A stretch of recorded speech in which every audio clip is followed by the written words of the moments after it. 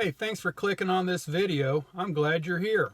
The stock market has just been getting hammered the last couple of weeks. And I saw an article online that I thought did a pretty good job of giving a very plausible explanation as to why this time of year the stock market historically has gotten hammered. Now, let me lead off by saying this. It's sad that the stock market gets pummeled every September. And by sad, I don't mean just boo-hoo, it's a bad thing. It's SAD. Now, SAD stands for Seasonal Affective Disorder, and that really begins influencing people's moods in September.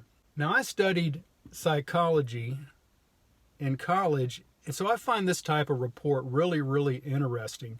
Now, what seasonal affective disorder is, it's a depressive mood disorder that usually occurs when the seasons change. Now, when we think of sad, it usually happens during the shortest days of the year, which are normally in December or January.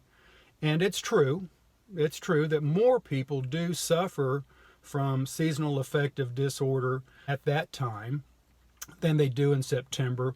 But what affects the stock market is not the absolute number of those suffering from the disorder, but the changes in the numbers of people that are suffering from it. And again, one of the biggest months that you see this big change happens between August and September. And the reason that is right about Labor Day, summer vacations are over, kids are going back to school, people are thinking about the long, cold days of winter that are up ahead, and it affects their moods. Now, even though the weather might remain warm and the days might continue to be long, we're still thinking about the dreaded winter that's coming up upon us. Now, some researchers were able to connect these monthly mood changes with the stock market by looking at seeing how cash flows in and out of the equity mutual markets. Now, what they found was a high correlation between those actively that are suffering from SAD, seasonal affective disorder, and the cash flow that's coming in and out of the markets. The month that experiences most of these outflows is September. Now, here's where it gets really interesting.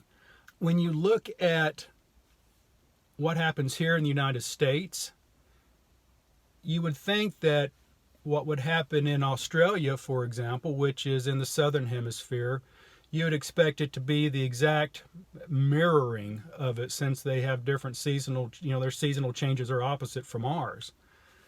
What the researchers found is that is exactly what has happened. What they found in Australia is that this was happening exactly 6 months later than here in the United States.